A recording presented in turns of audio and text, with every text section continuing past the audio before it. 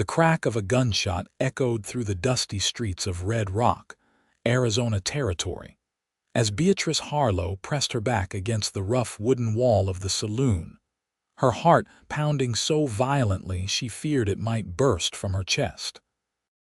It was 1885, and her father had just committed the unthinkable. He had traded her, his only daughter, to a man she'd never met, all for a chestnut stallion with a white blaze. Beatrice's honey-blonde hair was coming loose from its pins as she peered around the corner, watching her father stroke the horse's neck with more tenderness than he'd ever shown her. Tears blurred her vision as she thought of the drunk miner, Jedediah Pike, who now considered her his property. He would return at sunset to collect her, her father had said with detached indifference, as if discussing the transfer of a milk cow. At 22, Beatrice had known hardship.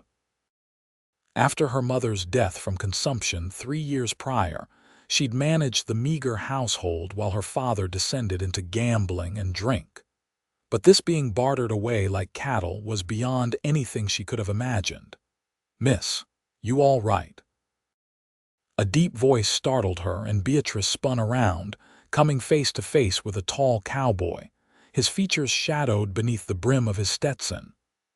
"I'm fine," she lied, hastily wiping her tears with trembling fingers. The cowboy tilted his head slightly, revealing eyes as blue as a summer sky. "You don't look fine to me." His voice was gentle, concerned. Beatrice hesitated, studying the stranger. His clothes were worn but clean, his stance relaxed yet alert. Something in those kind eyes made her pause. "My father just traded me," she whispered, the words burning her throat like acid. "To a miner, for a horse." The cowboy's expression darkened, his jaw tightening beneath the stubble of his beard. "That ain't right," he said simply. He removed his hat, revealing dark hair that curled slightly at his temples. "Samuel Blackburn," he introduced himself with a slight nod. "Most folks call me Sam." "Beatrice Harlow," she replied automatically, her mother's lessons in propriety surfacing despite her distress. Sam replaced his hat, his gaze shifting to where her father continued admiring his new acquisition. "Which one's your father?" "The one in the brown vest," Beatrice said, her voice hollow. "Henry Harlow.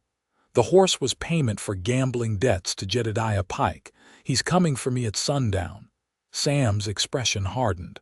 "Pike's known for being cruel to his animals. Can't imagine he'd treat a wife any better." He seemed to make a decision, straightening his shoulders. "Miss Harlow, if you're willing to trust a stranger, I believe I can help you." Beatrice knew the risks of trusting an unknown man, but what choice did she have? Pike's reputation preceded him, 3 wives already buried, each death more suspicious than the last. "What do you propose, Mr. Blackburn?" "First, I'm going to have a word with your father," Sam said, his voice steady and reassuring. "Then we'll figure out the rest." Beatrice watched as Sam approached her father, who was still admiring the stallion, oblivious to his daughter's distress. She couldn't hear their conversation, but she saw her father's face redden with anger, then flush with shame as Sam spoke. A small crowd had begun to gather, witnessing the confrontation. Public opinion mattered in Red Rock, and Henry Harlow's reputation, already tarnished, would surely suffer from this latest transgression. Finally, Sam returned, leading the chestnut stallion by its reins. "Your father has reconsidered his arrangement," he said, a hint of steel beneath his calm tone. "The horse is going back to Pike, and you're coming with me if you want to, that is." "Pike won't accept this," Beatrice warned, though hope fluttered in her chest like a caged bird. "Let me worry about Pike," Sam replied. "Do you have anything you need to collect from your home?" Beatrice thought of the small cabin she'd shared with her father, containing little she valued except her mother's silver hairbrush and the family Bible. "Yes, but not much." "Then we'll go there first," Sam said, offering his hand to help her onto the horse. "Can you ride?" "Yes," Beatrice answered, gathering her skirts to mount side saddle. Her mother had taught her on their old mare before it was sold to pay for whiskey. They rode to her cabin in silence, Beatrice seated behind Sam, reluctantly holding his waist for balance.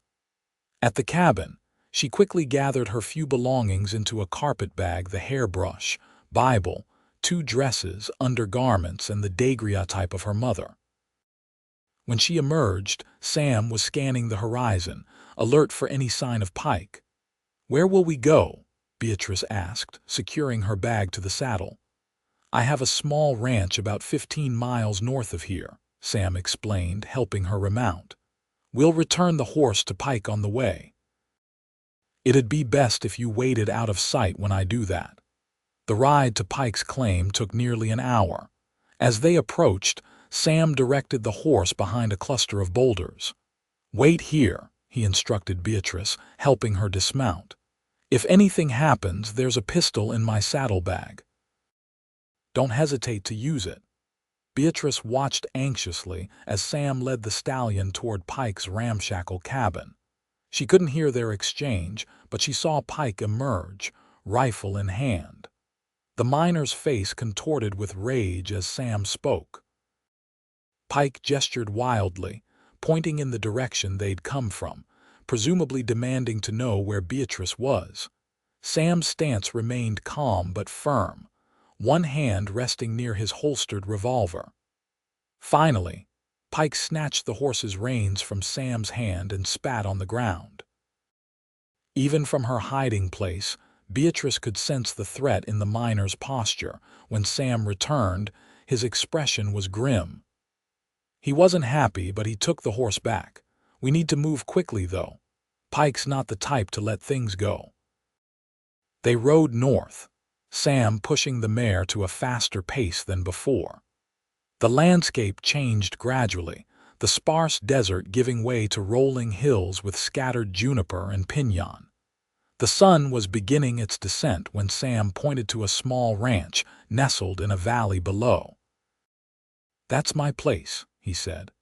"Not much, but it's mine. Paid for it fair and square after 5 years of driving cattle." Beatrice observed the modest homestead: a small cabin with a covered porch, a barn, a corral containing several horses, and a few head of cattle grazing in the distance. It was humble but well-maintained, a stark contrast to the decrepit cabin she'd shared with her father. As they approached, a dog raced out to meet them, barking enthusiastically. "That's Ranger," Sam explained, dismounting and helping Beatrice down. "He looks fierce, but he's friendly as can be." The border collie circled them, tail wagging, as Sam led Beatrice to the cabin. "It's not much," he said apologetically, opening the door. "But you're welcome to stay until we figure something out. You can take the bed. I'll sleep in the barn." The interior was simple but surprisingly clean. A stone fireplace dominated one wall, a small table with 2 chairs sat in the center, and a narrow bed occupied the corner. Shelves held a few books, and cooking utensils hung from hooks near the fireplace. "Are you sure?" "I don't want to impose," Beatrice said, though the thought of sleeping in a proper bed after her ordeal was tempting. "I'm sure," Sam replied, setting her bag on the table. "You're safe here, Miss Harlow. I'll see to the horse and bring in some firewood. Make yourself at home." Left alone, Beatrice explored the small cabin. Despite its size, it felt welcoming. She found a small washstand with a basin and pitcher, and gratefully washed her face and hands, removing the dust of their journey. On the mantel sat a daguerreotype of a young couple, presumably Sam's parents. When Sam returned with an armload of firewood, Beatrice was arranging her few belongings on the shelf he'd cleared for her. "I found some coffee," she said. "I thought I might make some if that's all right." "That would be much appreciated," Sam replied, kneeling to build a fire. "There should be some venison stew left from yesterday in the pot outside. I'll bring it in." They shared a simple meal of warmed stew and cornbread Sam had purchased from the general store in town. As they ate, Beatrice studied her rescuer. In the light of the oil lamp, she could see the fine lines around his eyes that spoke of long days in the sun, and a small scar near his temple. He ate methodically, without rush, his movements efficient and controlled. "How long have you been in Arizona territory?" she asked, breaking the comfortable silence. "About 6 years," Sam answered. "Came west from Missouri after the war, worked as a ranch hand then trail boss, saved enough to buy this place 2 years ago." He hesitated, then asked, "What about you, Miss Harlow? Have you always lived in Red Rock?" Beatrice nodded. "My parents came here from Pennsylvania when I was a child. My father had dreams of striking it rich in silver." She smiled sadly. "The silver never materialized, but we stayed anyway. My mother opened a small seamstress shop in town. After she died, father—" She trailed off, unwilling to detail her father's decline. "I'm sorry about your mother," Sam said quietly. "Losing family is never easy." They fell silent again, the crackling fire and the distant howl of a coyote the only sounds. Finally, Sam stood, gathering their plates. "You must be tired. I'll take these out and leave you to rest." "Thank you," Beatrice said softly. "Not just for the meal, but for everything. You didn't have to help me." Sam paused at the door, his expression serious. "Yes, I did, Miss Harlow. No decent man could do otherwise." After he left, Beatrice changed into her nightgown behind the privacy screen in the corner. The bed, though narrow, was clean and more comfortable than her cot at home. As she drifted toward sleep, she realized she felt safe for the first time in years. The next morning, Beatrice awoke to the smell of coffee and bacon. Sam had already been up for hours, tending to his animals and preparing breakfast. He entered the cabin with a gentle knock, carrying fresh eggs from his small henhouse. "Good morning," he greeted, setting the eggs on the table. "I hope you slept well." "Better than I have in a long time," Beatrice admitted, feeling self-conscious in her wrinkled dress from the day before. She had washed up and pinned her hair as neatly as possible, but she was acutely aware of her disheveled appearance. Sam seemed not to notice, busying himself with cooking. "I need to ride into town today for supplies," he said. "I think it's best if you stay here. Pike might still be looking for you." Beatrice nodded, accepting a plate of bacon and eggs. "May I help around the place while you're gone?" "I'm not afraid of work." Sam smiled, the expression transforming his serious face. "I believe that. There's laundry that needs doing, if you don't mind, and Ranger would appreciate the company." After breakfast, Sam saddled his mare and prepared to leave. "I shouldn't be gone more than a few hours," he assured her. "Ranger will warn you if anyone approaches. If you hear him barking, hide in the root cellar behind the barn." He pointed out the location, then hesitated. "The rifle above the fireplace is loaded. Do you know how to use it?" "My father taught me to shoot when I was 12, Beatrice replied, "though I pray it won't be necessary." Sam nodded, seemingly satisfied. "Lock the door behind me." With Sam gone, Beatrice set to work. She found his washtub behind the cabin and heated water for laundry. As she scrubbed his shirts and her own garments, she reflected on the strange turn her life had taken. Yesterday morning, she'd been preparing breakfast in her father's cabin, resigned to her dreary existence. Now she was miles away, under the protection of a man she barely knew. The rational part of her mind warned that she should be wary. Samuel Blackburn was a stranger after all, yet something about him inspired trust. He'd had ample opportunity to take advantage of her vulnerable situation, but had shown nothing but respect and kindness. Beatrice hung the laundry on the line strung between two junipers, then turned her attention to the cabin.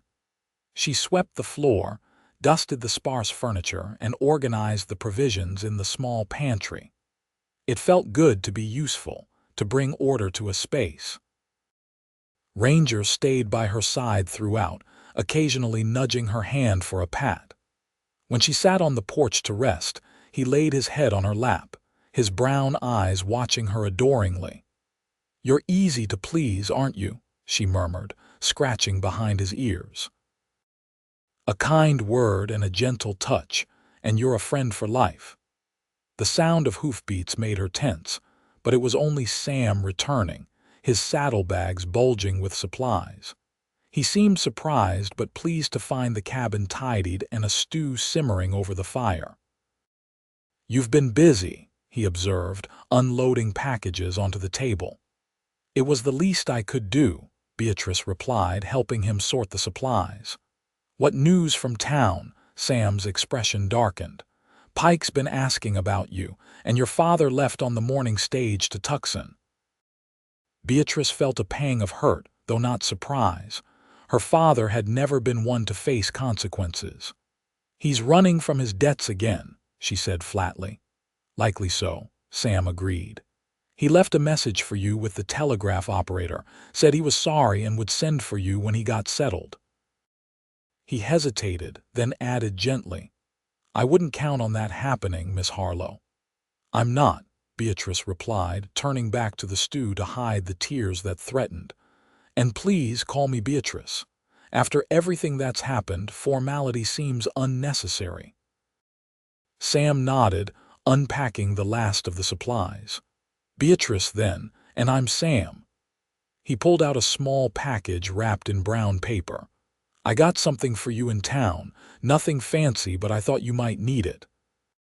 Curious, Beatrice unwrapped the package to find a simple comb, a small bar of lavender soap, and a length of blue ribbon.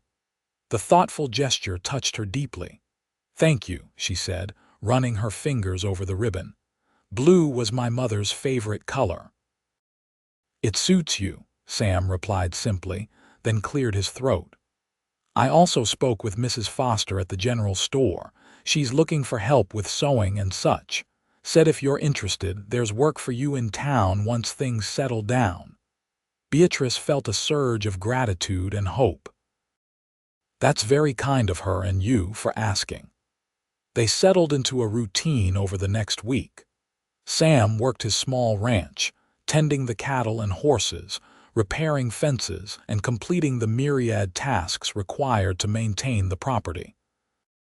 Beatrice kept the cabin, cooked their meals, and began helping with the garden and chickens. In the evenings, they would sit on the porch, watching the sunset paint the western sky in fiery hues. Sam wasn't a talkative man, but gradually he shared pieces of his history, his childhood in Missouri, his service with the Union Army during the Civil War, his journey west seeking a fresh start. Beatrice told him of her mother's gentle wisdom, her own dreams of someday having a family and a place of her own, and even shared painful memories of her father's neglect. On the 8th day, as they sat shelling peas on the porch, Sam broached a difficult subject. "Pike was in town again yesterday making threats. He's not letting this go." Beatrice's hand stilled. "What sort of threats?" "The kind that involve burning down homesteads and shooting the owners," Sam replied grimly. "I don't mean to frighten you, but you should know the danger."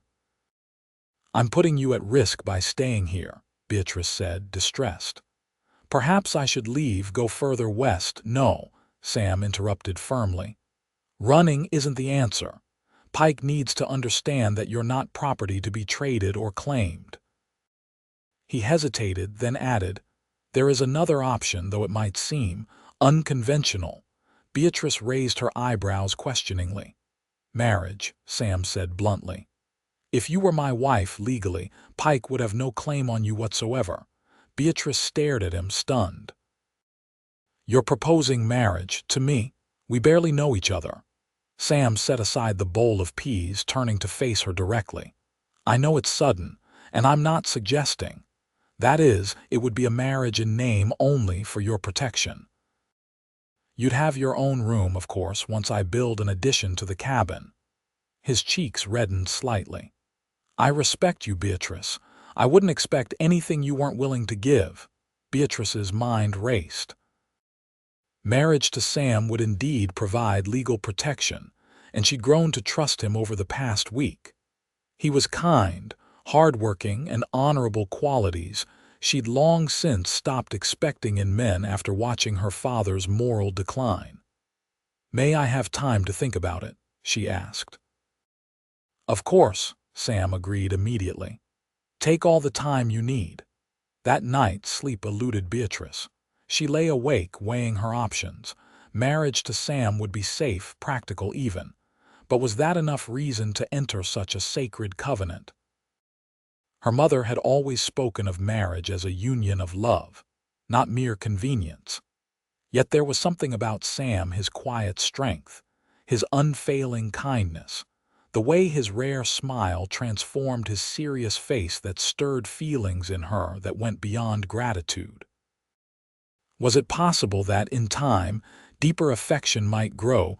Dawn was breaking when Beatrice made her decision. She found Sam in the barn, already tending to the horses. "I've been thinking about your proposal," she said, gathering her courage. "I'm grateful for the offer, but I can't accept marriage simply as protection. It wouldn't be fair to either of us." Sam's face remained impassive, though she thought she detected disappointment in his eyes. "However," she continued, "I would consider a proper courtship. If after getting to know each other better we both wish to marry, then it would be for the right reasons." A slow smile spread across Sam's face. "A courtship," he repeated. "I'd like that, Beatrice. In the meantime," she added, "I'll move to town and take Mrs. Foster's offer of work." "It's the responsible thing to do." Sam nodded, though reluctantly. "You're right. But Pike is a problem whether I'm here or in town," Beatrice pointed out. "At least in town there are more people around, and you can visit me as a proper suitor should." Sam considered this, then nodded. "All right. But I want you to stay at the boarding house, not rent a room alone, and I'll speak to Sheriff Thompson about Pike's threats." 2 days later, Sam drove Beatrice into Red Rock in his wagon. The town seemed different now, viewed through the lens of her new circumstances. No longer was she Henry Harlow's pitiful daughter. Now she was a woman making her own way, with a respectable gentleman caller. Mrs. Foster welcomed Beatrice warmly to the general store, showing her the back room where she would work on sewing projects. "There's plenty of demand for a skilled seamstress," the older woman assured her. "And the room at the boarding house is all arranged. Mrs. Daly is expecting you." Sam carried Beatrice's bag to the boarding house, a tidy 2-story building on the edge of town. Mrs. Daly, a brisk widow with silver hair and sharp eyes, showed them to a small but clean room on the 2nd floor. "Gentlemen callers are received in the parlor only," she informed Sam pointedly. "And visits end at 8 o'clock sharp." "Yes, madam," Sam replied respectfully, setting down Beatrice's bag. After Mrs. Daly left them for a moment of privacy, Sam turned to Beatrice. "I'll call on you Sunday if that's agreeable, and I'll check with the sheriff about Pike right away." "Thank you," Beatrice said, suddenly feeling the weight of their parting. She had grown accustomed to Sam's presence, the security of knowing he was nearby. "Be careful riding home." Sam hesitated, then reached for her hand, squeezing it gently. "Take care, Beatrice. I'll see you Sunday." Beatrice watched from the window as Sam rode away, Ranger trotting faithfully beside his horse. A mixture of emotions swirled within her: apprehension about being alone again, excitement about her new position, and a warm flutter in her chest when she thought of Sam's visit on Sunday. The next few days passed in a blur of activity. Beatrice quickly proved her worth to Mrs. Foster, completing alterations and small sewing projects with skill and efficiency. Word spread, and soon she had orders for new dresses from several of the town's respectable women. The work was satisfying, and the small wage allowed her to purchase a few necessities, and even a length of calico for a new dress. The boarding house, while not as peaceful as Sam's ranch, offered comforts Beatrice hadn't experienced in years: regular meals prepared by someone else, a proper bathtub with hot water, and the company of other boarders. Most were traveling salesmen or miners passing through, but there was also a school teacher, Miss Winters, with whom Beatrice formed a tentative friendship. Sunday couldn't come quickly enough. Beatrice wore her best dress, a navy blue with white lace at the collar and cuffs, and arranged her hair in a becoming style. Mrs. Daly raised an eyebrow at such preparations for a mere caller, but made no comment. Sam arrived promptly at 1 o'clock, wearing a clean shirt and his good jacket, his dark hair still damp from washing. He carried a small bouquet of wildflowers and a package wrapped in brown paper. "You look beautiful," he said simply, when Mrs. Daly left them alone in the parlor. Beatrice felt her cheeks warm at the compliment. "Thank you, the flowers are lovely." "They grow near the creek behind my property," Sam explained, handing her the bouquet. "And this is from Mrs. Foster. She asked me to bring it to you."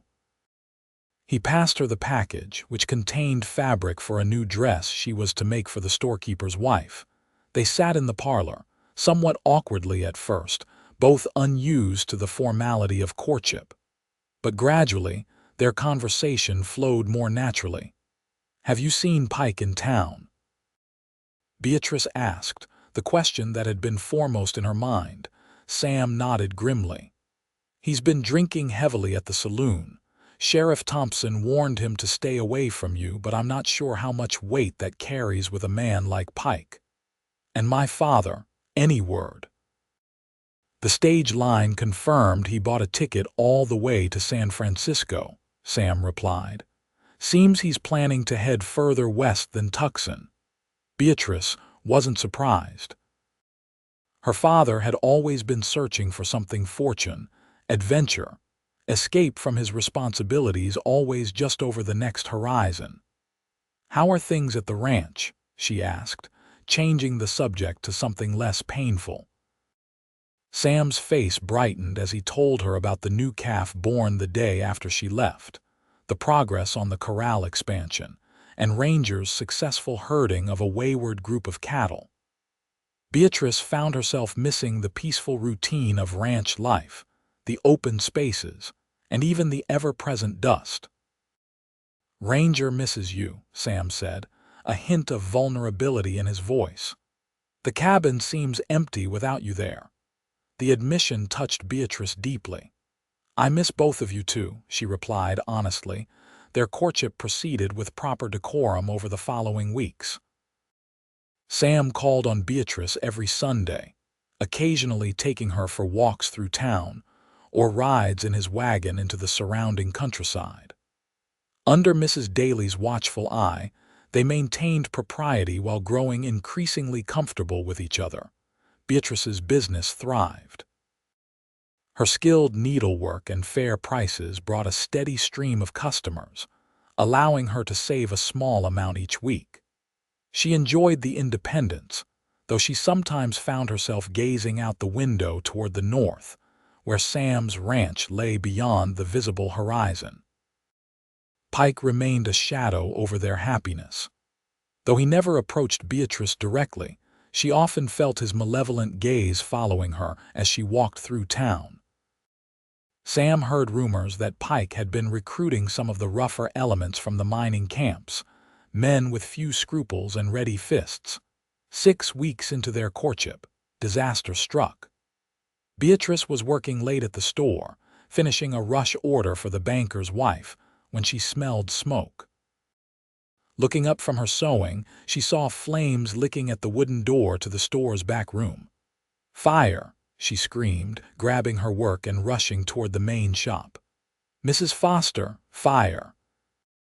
The storekeeper emerged from behind the counter, her face paling at the sight of the rapidly spreading flames. "Ring the bell, quick!" Beatrice ran to the door, ringing the bell that hung outside to summon help.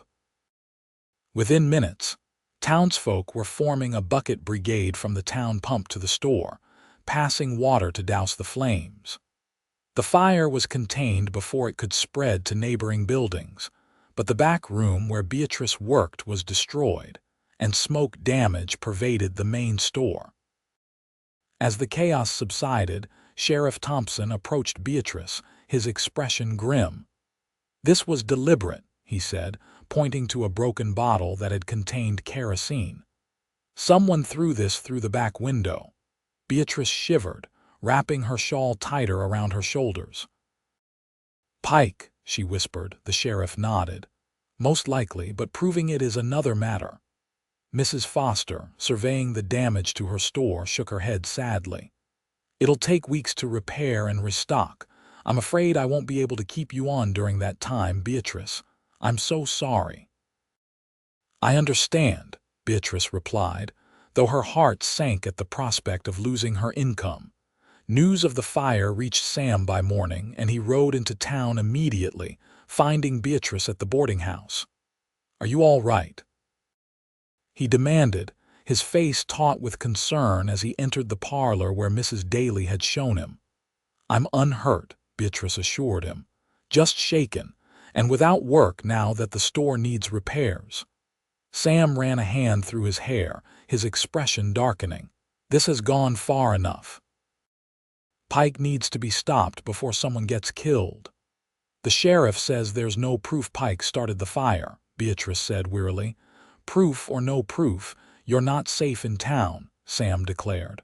"I want you to come back to the ranch with me today." Beatrice hesitated. "Sam, that wouldn't be proper." "We're not, marry me," Sam interrupted, taking her hands in his. "Not just for protection, not just because it's practical. Marry me because these weeks apart have shown me that I want you in my life permanently. I care for you, Beatrice, more than I thought possible." Beatrice studied his face, seeing the sincerity in his blue eyes. Over the weeks of their courtship, her own feelings had deepened from gratitude and tentative friendship to something much more profound. She'd found herself thinking of him constantly, missing his quiet presence, looking forward to their Sunday visits with an eagerness that went beyond simple companionship. "Yes," she said softly. "Yes, I'll marry you, Samuel Blackburn." Relief and joy washed over Sam's face. He leaned forward hesitantly, and Beatrice met him halfway. Their first kiss was gentle, tentative, a promise of deeper affection to come. "We'll be married today," Sam said when they parted. "Reverend Collins can perform the ceremony this afternoon." Events moved quickly after that. Beatrice packed her few belongings while Sam arranged for the ceremony. Mrs. Daly, though disappointed to lose a boarder, helped Beatrice dress for the wedding, lending her a lace handkerchief as something borrowed. The ceremony was small and simple, held in the town's modest church with only a few witnesses: Mrs. Daly, Miss Winters, and the sheriff, who stood as Sam's best man. Beatrice wore her blue dress with a small posy of wildflowers Sam had gathered that morning. As she spoke her vows, Beatrice felt a surety she'd never expected that this man, who had entered her life so unexpectedly, was exactly where her heart belonged. After the ceremony, Sheriff Thompson pulled Sam aside for a private word while Beatrice accepted congratulations from the small group of well-wishers. "Pike's been making more threats," the sheriff warned quietly. "I'd stay vigilant if I were you, especially on the ride back to your place. Take the West Trail, it's longer but less isolated." Sam nodded, thanking the lawman for his concern. When he returned to Beatrice's side, his smile gave no indication of the sheriff's warning, but his eyes constantly scanned their surroundings as they prepared to leave town. The journey to the ranch was tense, Sam keeping a rifle across his lap as he drove the wagon, Beatrice seated close beside him. They took the longer route as advised, but saw no sign of Pike or his rumored associates. As they crested the final hill and saw the ranch below, Beatrice felt a weight lift from her shoulders. Ranger raced out to meet them, barking joyfully at their return. "Welcome home, Mrs. Blackburn," Sam said, helping her down from the wagon. Beatrice smiled up at her husband, still marveling at the swift turn her life had taken. "It feels like home already," she replied, and it was true. In the short time she'd spent at the ranch before, it had become more of a home to her than her father's cabin ever was. Sam carried her bags inside, then returned to tend to the horse and wagon. Beatrice stood in the center of the cabin, now seeing it through new eyes, not as a temporary refuge but as her home. She unpacked her belongings, arranging them alongside Sam's with a sense of rightness that confirmed her decision. That evening, they shared their first meal as husband and wife, a simple affair of venison stew and cornbread that Beatrice prepared, while Sam finished the evening chores. There was an undercurrent of nervousness between them, both aware of the night to come, but their conversation remained easy, focusing on plans for the ranch and their future together. "I was thinking about planting more vegetables next spring," Sam said as they finished their meal. "Maybe some fruit trees too, if you'd like." "I'd love that," Beatrice replied. "My mother always wanted an orchard. She said there's something hopeful about planting trees, investing in a future you might not see fully realized." Sam reached across the table, taking her hand. "We have a lifetime to watch those trees grow," he promised. Later, as the oil lamp burned low and the time for sleep could no longer be avoided, Sam approached Beatrice with gentle uncertainty. "I meant what I said before, about respecting your wishes. If you want to wait, or if you need time," Beatrice silenced him with a finger to his lips.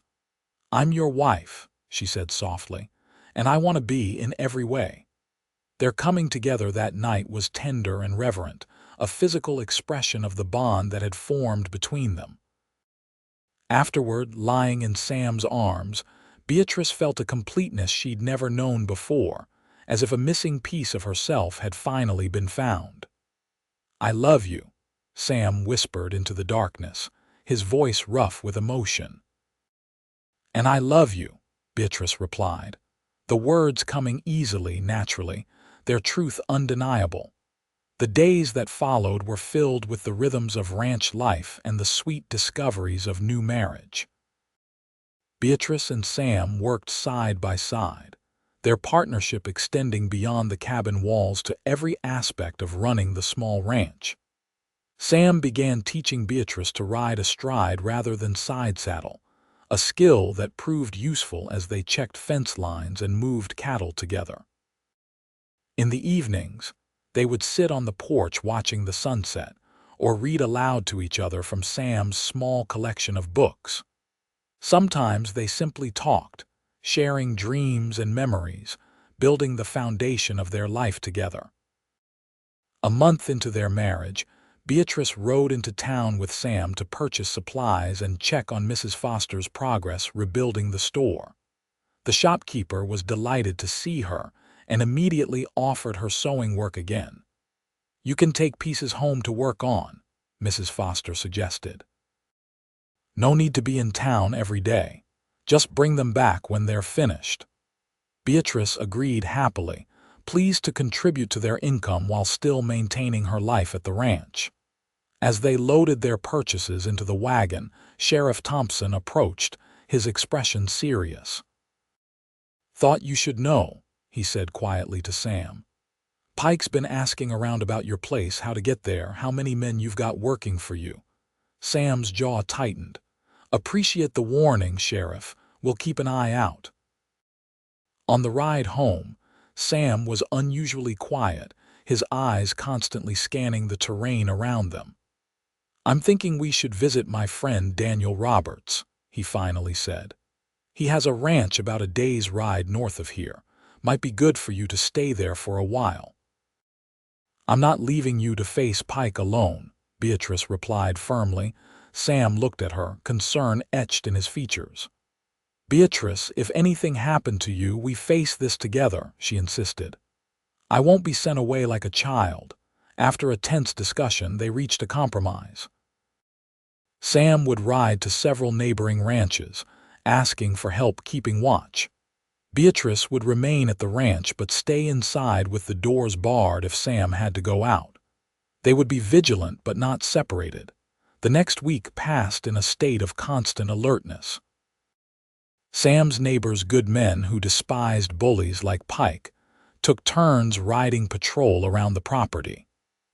Beatrice kept a loaded rifle within reach at all times, and Rangers' heightened senses provided an early warning system for approaching riders.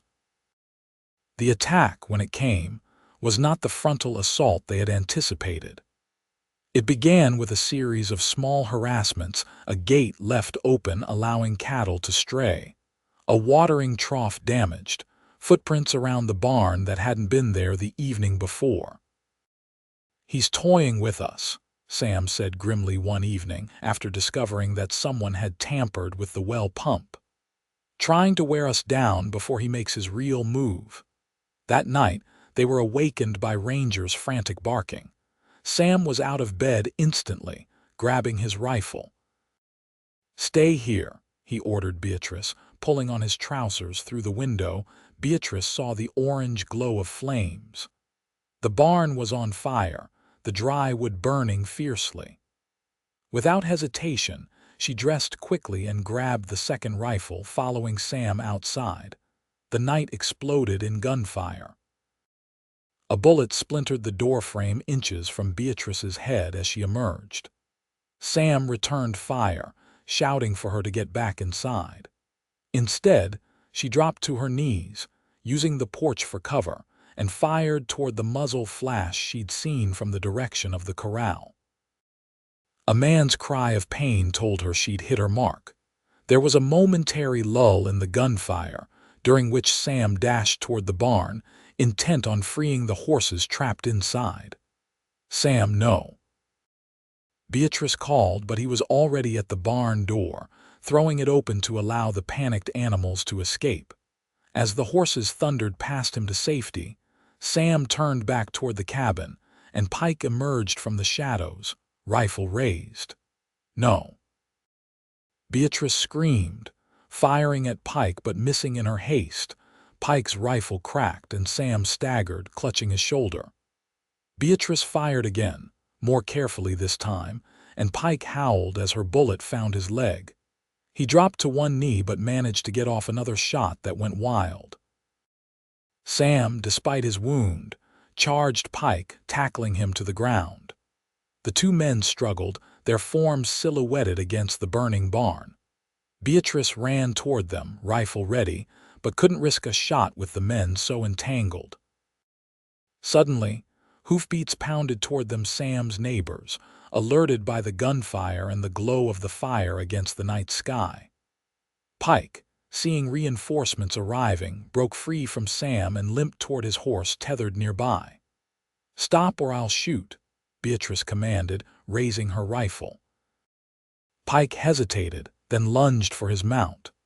Beatrice's finger tightened on the trigger, but at the last moment she adjusted her aim and shot the ground at Pike's feet, sending dirt flying.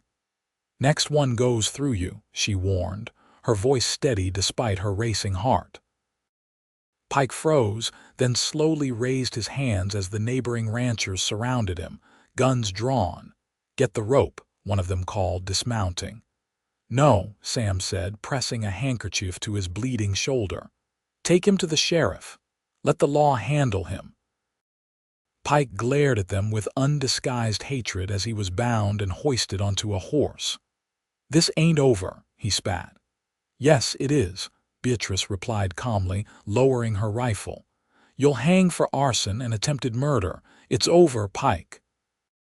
After the ranchers departed with their prisoner, Beatrice turned her attention to Sam's wound. The bullet had passed through the fleshy part of his shoulder, missing bone and major vessels. She cleaned and bandaged it as best she could, grateful for her mother's teachings on basic medical care. "We need to get you to the doctor," she insisted once the bleeding was under control. Sam nodded, his face pale from pain and blood loss. At first light, too dangerous to travel in the dark with Pike's friends possibly still around. They spent the remainder of the night in tense vigilance, but no further attacks came. The barn, unfortunately, was largely destroyed, though the horses had been saved. At dawn, they hitched their wagon and made the journey to town, where the doctor cleaned and properly dressed Sam's wound.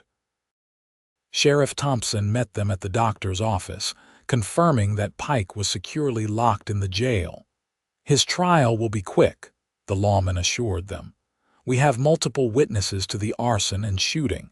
He'll be sent to Yuma prison for a long time." The prediction proved accurate. Within a week, Pike was tried, convicted, and sentenced to 15 years hard labor. As he was led away in shackles, he glared at Beatrice and Sam with murderous intent, but his threats now rang hollow.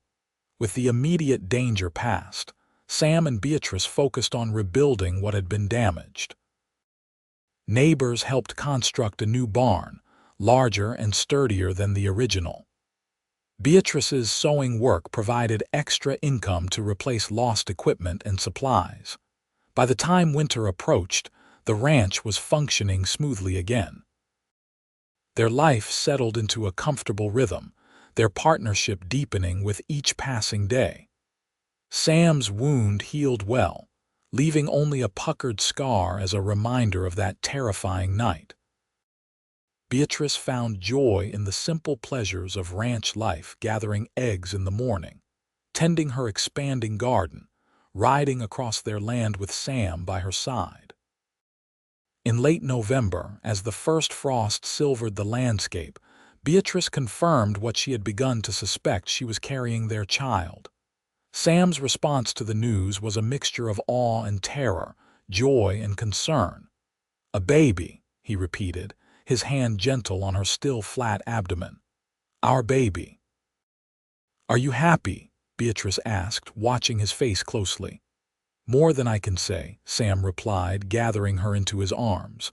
"Though I'm also terrified, I know nothing about being a father." Beatrice smiled against his chest. "We'll learn together." The winter passed in a cocoon of domestic contentment. Sam added a room to the cabin, working tirelessly to create a proper nursery.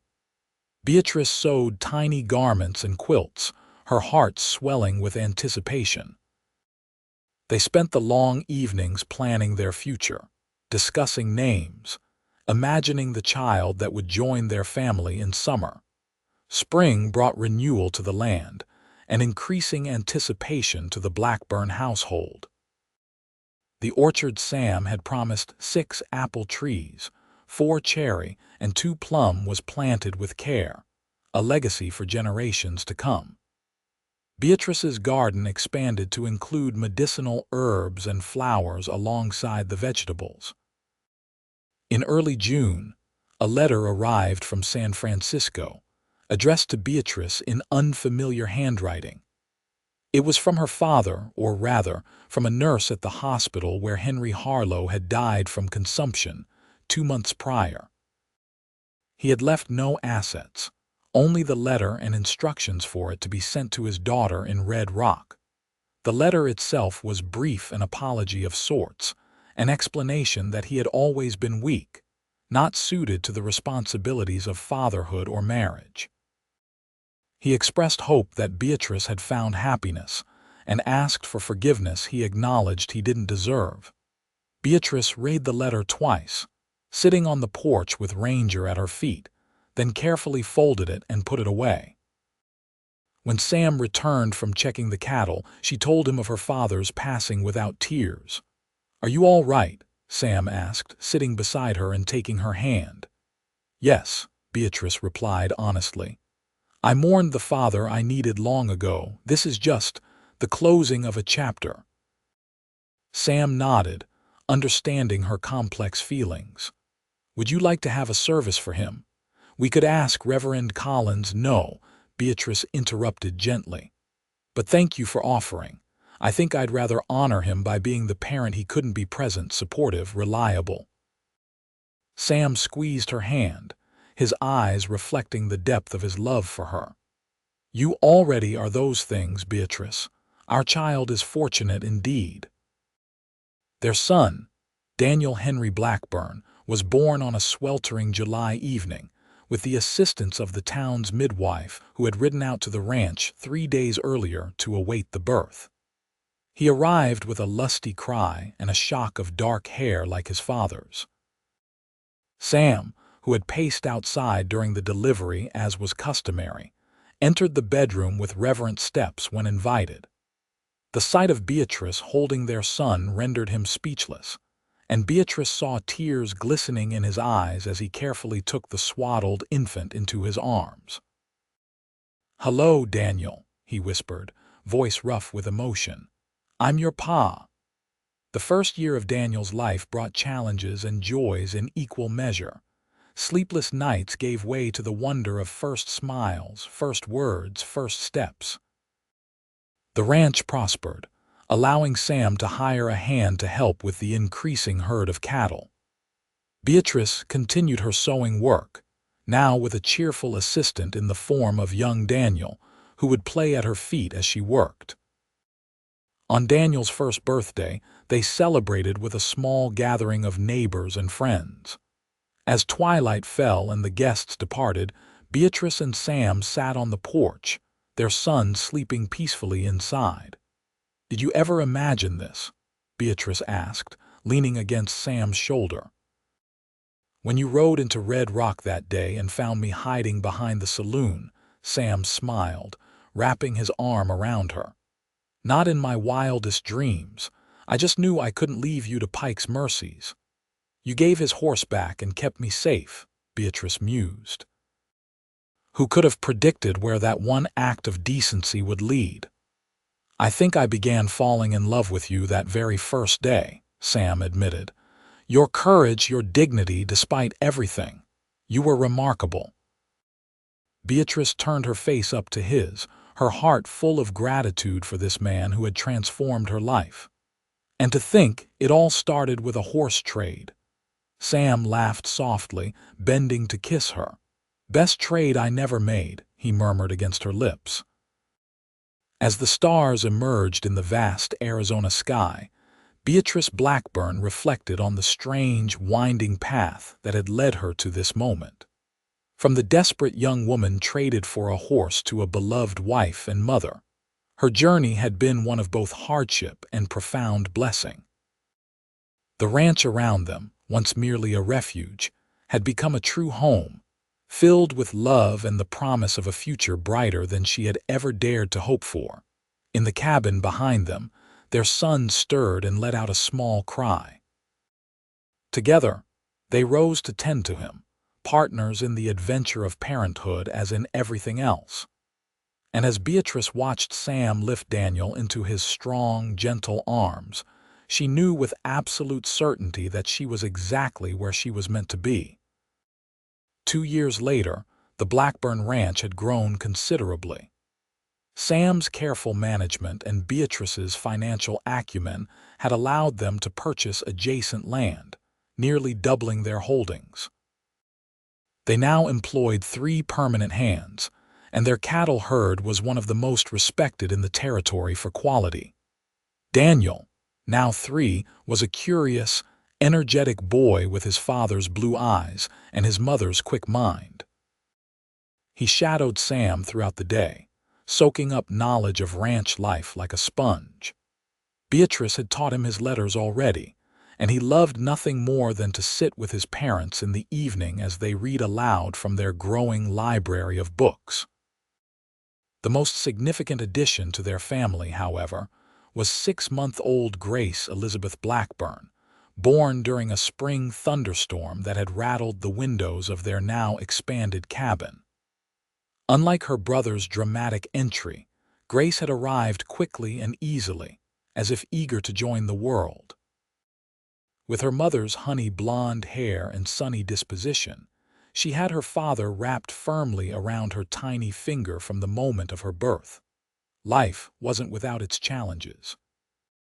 A drought the previous summer had stressed their resources, and there were always the typical hardships of frontier life: illness, harsh weather, the occasional conflict with passing troublemakers. But together, Sam and Beatrice faced each obstacle with the resilience they had developed through their early trials. Pike had died in Yuma prison during a failed escape attempt the previous year, removing the last shadow from their past. The news had brought neither joy nor sorrow to Beatrice, only a sense of closure and relief that the threat was truly gone. On a crisp October morning, as Beatrice nursed Grace in the rocking chair by the window, she watched Sam and Daniel returning from their morning chores, hand in hand, Ranger trotting faithfully beside them. The sight filled her heart with contentment. The changes in Sam over the years had been subtle but profound. The worry lines that had once creased his forehead had softened, replaced by laugh lines at the corners of his eyes. He smiled more easily now, laughed more freely, especially with their children. That evening, after the children were asleep, Sam and Beatrice sat by the fireplace, discussing their plans for the coming winter. "I was thinking," Sam said, poking at the embers with a stick, "maybe we should take a trip to San Francisco in the spring. The children are old enough to travel, and you've never seen the ocean." Beatrice looked up from her mending, surprised by the suggestion. "What about the ranch? Jenkins can manage for a few weeks," Sam replied, referring to their most trusted hand. "We've worked hard, Beatrice. We deserve a little adventure that doesn't involve gunfire or burning buildings." Beatrice laughed softly, setting aside her sewing to move closer to her husband. "An adventure sounds wonderful," she agreed, leaning against his shoulder. "Though I must say, our quiet life suits me just fine. After all we've been through, ordinary days feel like a blessing." Sam wrapped his arm around her, pressing a kiss to her temple. "Even ordinary days are extraordinary with you," he murmured. As they sat together in companionable silence, watching the flames dance in the fireplace, Beatrice reflected on the journey that had brought them here. From terror and desperation had grown a love more profound than she had ever imagined possible, a love expressed not just in grand gestures or passionate declarations, but in the thousand small kindnesses they showed each other daily, in the respect with which they treated one another, in the home they had built together, not just of wood and stone, but of shared dreams and mutual support. "I love you, Samuel Blackburn," she whispered, raising her face for his kiss. "And I love you, Beatrice Blackburn," he replied, his voice tender with the depth of his feelings. "More today than yesterday, less than tomorrow." Outside, the wind whispered through the orchard they had planted together, the young trees standing straight and strong against the star-filled sky. Inside, wrapped in each other's arms, Beatrice and Sam continued writing their story, a story that had begun with a desperate trade and a man's simple decency, and had grown into a legacy of love that would endure for generations to come.